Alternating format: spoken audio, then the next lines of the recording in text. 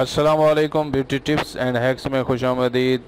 बहुत सारे दोस्तों ने फरमाइश की थी, दरख्वास्त की थी कि आप कोई सख्ती, नफ्स में सख्ती के लिए और टाइमिंग के लिए कोई मुफीद नुस्खा बताएं।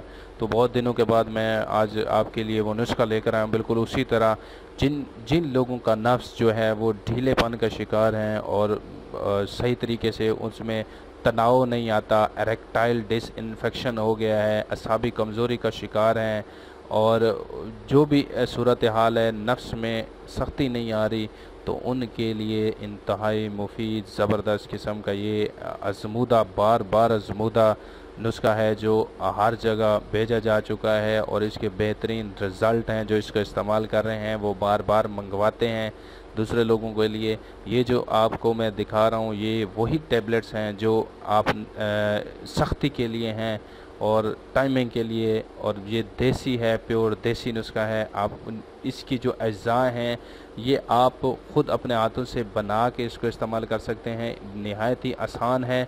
आपको किसी किस्म का भी बनाने में मसला दरपेश आ रहा है तो मेरा नंबर दिया हुआ है, आप नंबर पर रब्ता कर सकते हैं और आपकी ज़रूर हेल्प की जाएगी। ये 4-5 चीज़ें हैं। ये जो आपको नुस्खे, ये जो आपको टैबलेट्स नज़र आ रही हैं ये वही हैं और इसी नुस्खे के मुताबिक हैं। ये जो मैं आपको 5 चीज़ें बता रहा हूँ ये हमने बनाई हुई हैं किसी आर्डर के लिए। आप इसका नुस्खा ये सुन लें, आप ये घर में ख़ुद बना सकते हैं। ये चारों चीज़ें आपको जो है पंसारी की दुकान से भी मिल सकती हैं। इसमें ये अज्जा हैं, आप इसको नोट फरमा लें।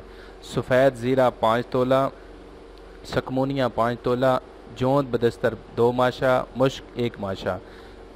तरीक़ाकार इसका ये है कि आपने सफ़ेद जो है, जो ज़ीरा है, आप इसको पानी में भिगो दें। जब ये अच्छी तरह भीग जाए तो आपने इसको उठा के किसी सायादार जगह में रख देना है। जब तक ये खुश्क नहीं होता इसको पड़ा रहने दें।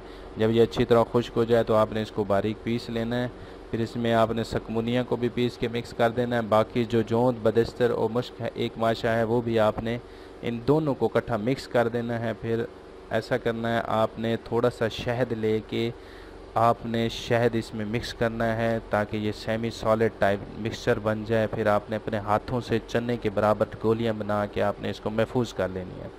आपने कितनी गोलियां बनानी है? एक बंदे की खुराक के लिए ज़्यादा से ज़्यादा 14 गोलियां बनानी है और आपने रोज़ 2 गोलियां खाने के बाद आपने इसको खाना है। और दूसरे दिन, तीसरे दिन आपको ये बेइंतहा रिज़ल्ट देगा, बेइंतहा सख्ती लाएगा। 7 दिन से ज़्यादा तो आपने इसको हरगिज़ इस्तेमाल नहीं करना।